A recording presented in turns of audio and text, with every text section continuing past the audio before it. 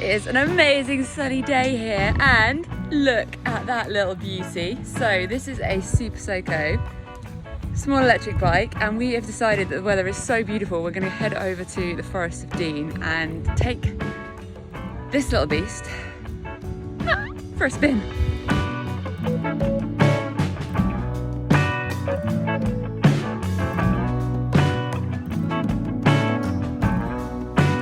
Little bike is so light and tiny, we can put it on our tow bar mount, which means it's perfect for, you know, slinging on the back and having that awesome little electric scooter vibe wherever you want to go. So this rack is Dave Cooper and it can take up to 130 kilograms. 82 kilogram bike. Did actually remove the battery to put it on to make it much easier to lift about and maneuver. Perfect! Okay, right, let's try this. We're going to put you into gear. There is no gears, this is weird. First time pulling away. And we're going to pull out. Ready. And we're off. Ooh, that's smooth. Oh wow, that's really smooth. How cool is this? Wow, and I can just stop. Got both brakes. How incredible is that? Okay, we're gonna go right, so right indicator. Right, the first thing I'm noticing is that because I don't have a foot brake, I can't use my hands stationary because I've got to be on the hand controls. That's something to get used to. Okay, and we are going to pull away. Yeah, wow. Found the horn, perfect. Wow, so this is very smooth, feels great. I'm pretty impressed so far. Switch it into mode 2, and there we go, a little bit more fire. Wow, a lot more fire. Incredible. Suspension feels lovely and smooth. Some solid braking. Got a really nice smooth ride. I feel very comfortable. My legs are in a nice position. I don't feel hunched despite it being quite a compact machine. It's got upside down forks and monoshocks, and I definitely can feel the manhole covers, but I don't think you can expect to not feel them on a lot of bikes, so I'd say it feels pretty smooth at this point. Gosh, it's pretty nippy. It really is.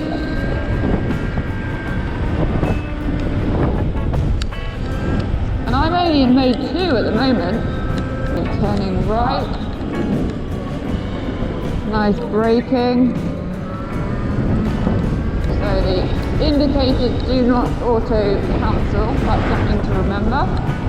Okay, I'm going to do a full lap of the roundabout. I'm going to go round again, so be prepared. Right, let's see how this feels around corners.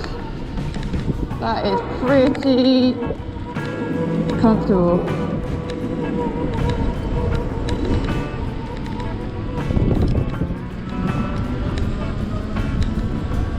Gosh, it holds the ground though. That felt pretty comfortable to me. So we have a lovely little heads-up display unit here. We can see really clearly our speedo with mileage and in kilometres and miles. We've got our range nice and clear.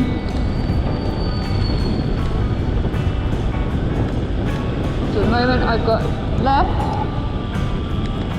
Cool, some good braking. Everything just feels very comfortable about this bike. It's smooth. It's got nippy little power. You know, there's definitely engine there. Being able to drive this as a learner driver or on a CBT, you can have a lot of fun. The power of electric means that torque delivery is instant when I twist my wrist. Already, a couple of minutes in, I can tell this is the sort of bike that if you had a commute where the range of the bike, where you're looking at about 60-mile range, if that range is adequate for your commute, I think this would be absolutely spot on. It's got good looks, it's smooth, it's incredibly efficient to run. With a normal 3-pin charging plug for charging at home and a removable battery, you can have an estimated running cost of about £1 per 100 miles, which is very difficult to argue with a price tag of a little over £4 from new and a 3-year battery warranty. Okay, let's open her up. Level 3.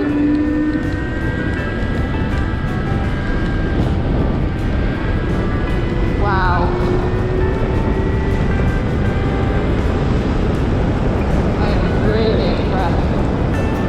Definitely trying to reach for my rear brake with my right foot, which is a little bit comical, but you just get used to a different type of ride, don't you? Plenty of grip. I feel really secure and solid on the road. Absolutely no complaints there. It feels solid. You know, it's very light and nimble. I feel like you can probably throw it about, but yet it still gives you that confidence that you want to be able to push in and ride it. Right, a really sudden braking then, because we are turning right. The brakes work. Let's see if our co-pilot's with us. Right, I'm 10 minutes in on riding the beautiful little Super Soco, and I have to say, if I was a new rider, so I didn't have my full license, or if I was someone with a, you know, upwards of a 30-mile commute where I wanted to have a little bit of fun whilst I was doing my commute. I totally got thrown by him. Did you hear him hoot at me? Anyway, I'm really impressed with this bike. It's really light and nimble. It feels solid and dependable as you push it round into the corners. It's got loads of fun off the line. That is that beauty of electric.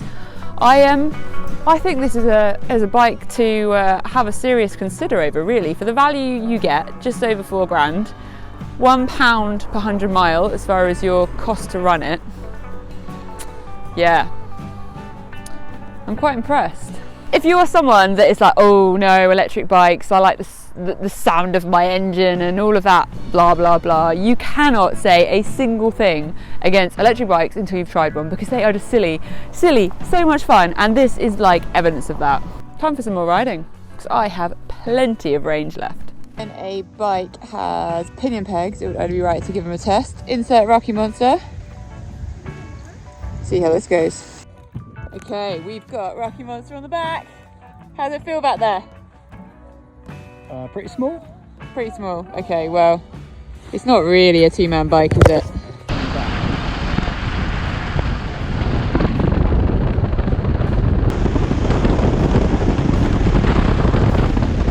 Okay, can you take a passenger on the back? Yes is the answer. The weight of Rocky Monster and me, he's about 85 kilos, I'm 65 kilos. So our combined weight meant we did have a little bit of a wagtail kind of feeling, which definitely changed the control and handling. But it was, you know, totally possible. You just adapt and get used to it.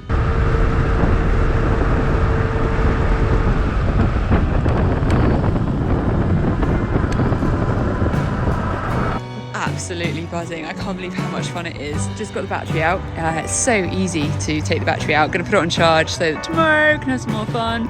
I just can't believe that that is the equivalent of 125. It's obviously something to do with the being electric that they managed to get it through, because there's a lot of fun to be had in there. Okay, I've been outvoted by the family. The battery's going to go back in because we've still got at least 25 miles range and we're going to be playing in the garden.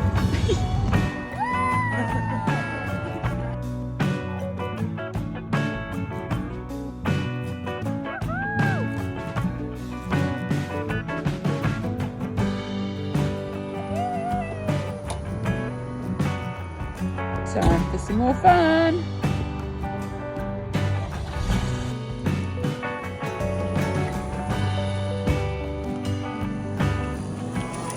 Something I'm loving about this little bike is that I am being accepted as a biker. So all the other bikes that I'm seeing riding past are all like nodding, acknowledging me. I'm on a learner equivalent bike, but I'm fully accepted as a motorbike because how good it looks. I'm at the bottom of one of my favourite Y Valley off-roading routes. I'm not convinced I'm on the right bike. That was such a hoot. I was just riding up the really twisty roads out of Tinton Abbey and I was on the tail of a full-size motorbike and we held up the whole way. I had a pin on the throttle wide open on a few occasions, but we held our ground on the corners and the torque delivery pulling out meant that we could keep up with a full-size motorbike on a 125 equivalent electric bike. That was just amazing. Yes, like the top speed isn't there, but you could have so much fun. That was freaking amazing. I'm buzzing.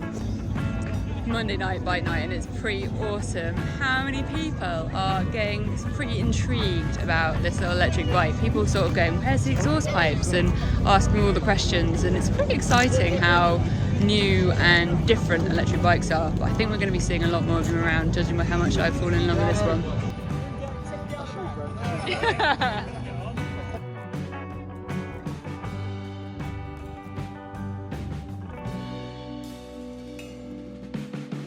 Back from bike night and I'm genuinely going to be gutted when this bike goes home. It just makes everything really fun. I really highly rate it. And she was pretty popular. Lots of people wanting to understand what this bike has to offer, which was really nice. Back from the ride, this is how easy it is.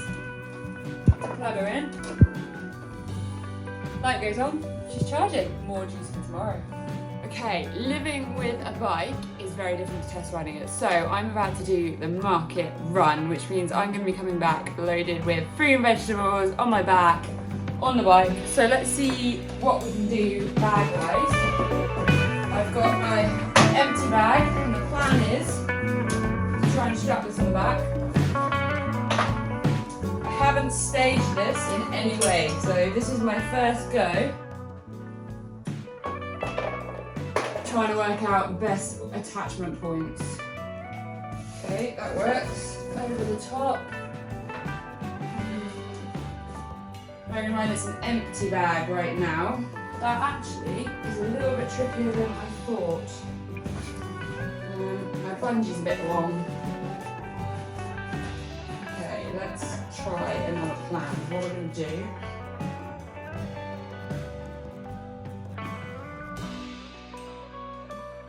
There's not much space for my bum. It's hot.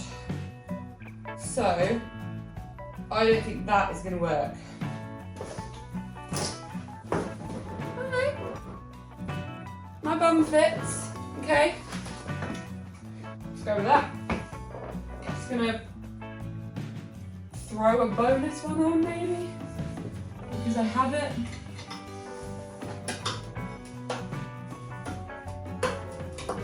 Okay, bonus strap, just so that I have it at the other end in case I need it. Not pretty, but that works.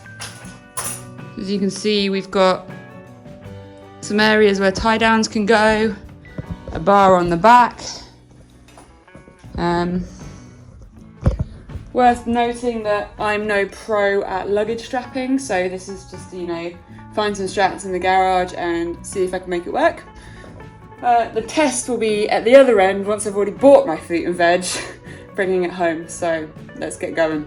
Just realised Thug is a little bit in the way to get the bike out, but thankfully this thing is 100 kilos, so I'm going to wiggle my way through the little door and then out through the side gate, because you can, it's that light and tiny. I don't need to, you know, lug Thug out the way. We're about to start our range testing. The bike is on 99%, which means basically fully charged. It's probably one of those things where it doesn't like ever being 100, but it hasn't been on charge for 2 days since I rode it to bike night, which means it's held its battery perfectly set in the garage, which is quite a nice sign.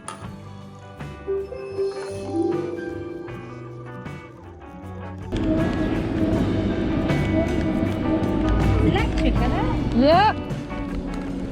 Okay, definitely might be putting the range testing to its limits with the amount of fruit and vegetables I've just bought. Challenge 1 is going to be getting on the back, and challenge 2 is seeing how the range is affected by an extra 15 kilos of vegetables. Okay, we've got the bag on. A little bit bum heavy, but we've got the vegetables. We're going to see how that range changes. It'll also be interesting to see how the handling changes with 15 kilos on the tail.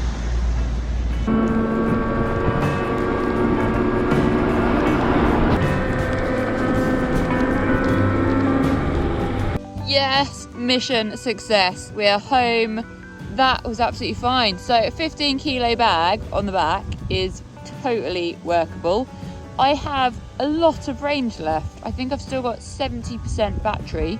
We've just done 25 miles. So I'm gonna dump the vegetables into the fridge and keep riding. Only thing I'd possibly say, bearing in mind this isn't a motorbike bag, this is just a random piece of luggage, just to make it really easy to think about how it could work for you. This strap or bar on the back that you'd strap to is curved, which means it's very difficult to strap anything here. So Super Soco, you need some kind of thing that enables straps to stay down here or up here. That's kind of a little bit of feedback from me.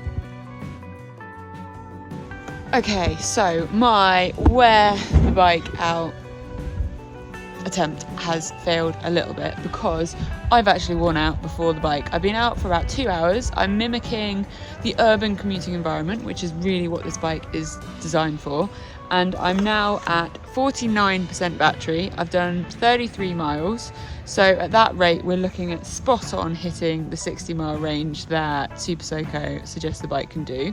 Quite unusual for a brand to actually be bang on the money as far as the range. I'm unfortunately got to do some adulting meetings for a few hours, but I'm not going to give up on draining the battery.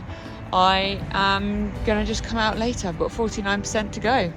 I'm determined to work out this range. So back out again, gave my hip a bit of a rest, and we're going to try and do another half an hour of range.